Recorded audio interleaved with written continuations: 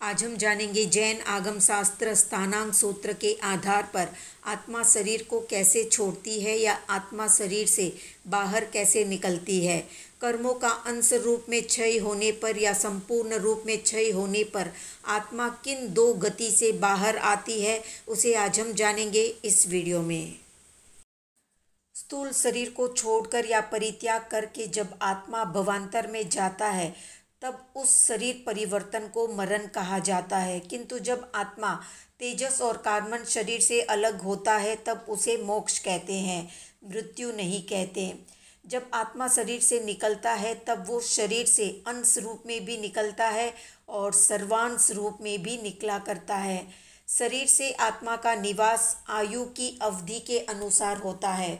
आयु समाप्त होने के पश्चात वो शरीर में निवास नहीं कर सकता, ये एक निश्चित सिद्धांत है। संसारी जीव जब शरीर से निकलता है तब उसकी गति दो में से किसी एक प्रकार की होती है, जैसे कि इलिका गति और कंदुक गति।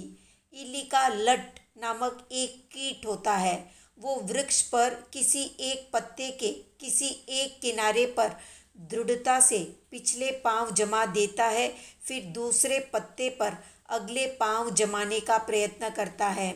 उसके अगले पांव जमते ही वो पिछले पत्ते को छोड़ देता है। ठीक उसी प्रकार जिस स्थान में आत्मा को जन्म लेना होता है, आत्मा के कुछ प्रदेश पहले उस स्थान का स्पर्श करते हैं और फिर आत्मा के अन्य प्रदेश पूर्व शरीर को त्याग कर सर्वांग रूप से उस शरीर में पहुंच जाते हैं। आत्मा की शरीर त्याग और शरीर ग्रहण की इसी गति को इलिका गति कहा जाता है। जब आत्मा के सभी प्रदेश एक साथ गेंद के समान निकलकर अन्य शरीर में प्रवेश करते हैं, अर्थात बंदूक की गोली के समान या धनुष से छूटे हुए तीर के समान एक साथ जाते हैं, तो उसे कंदुक गति कहा जाता है। तो देश से भी आत्मा शरीर का स्पर्श करके निकलता है और सर्वांग रूप से भी शरीर का स्पर्श करके निकलता है। जब इलिका गति से जीव अन्य शरीर को धारण करता है तब आत्मा के कुछ प्रदेश अन्य प्राप्त होने वाले शरीर का स्पर्श करके ही पूर्व शरीर का त्याग करते हैं, और जब आत्मा कंदुक गति से अन्य शरीर में जाती है तो आत्मा के सब प्रदेश एक साथ पूर्व शरीर का त्याग और अन्य शरीर का ग्रहण करती है या किया करती है।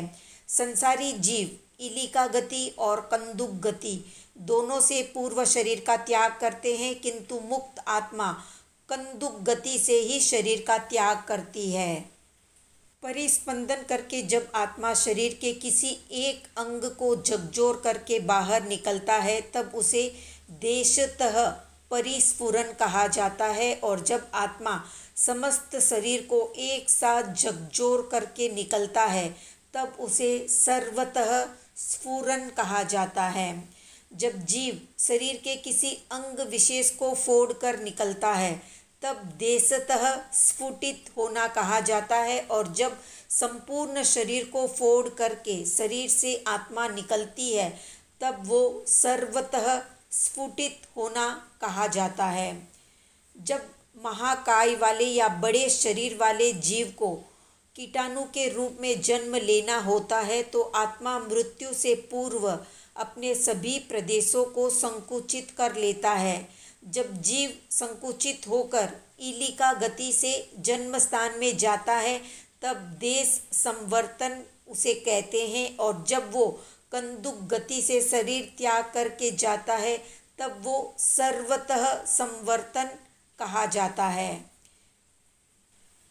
जब औदारिक स्थूल शरीर को छोड़कर तेजस और कार्बन शरीर को लेकर आत्मा अन्य शरीर को धारण करने के लिए जाती है तब वो शरीर के किसी एक अंग से निकलती है, और जब जीव मोक्ष प्राप्त करता है तब सभी प्रकार के शरीर से सर्वथा अलग हो जाता है। तो ये थी संक्षिप्त जानकारी। आज का प्रश्न है, जैन धर्म में आत्मा के कितने प्रकार बताए गए हैं, कमेंट में बताएं। वीडियो पसंद आया तो लाइक शेयर सब्सक्राइब करें।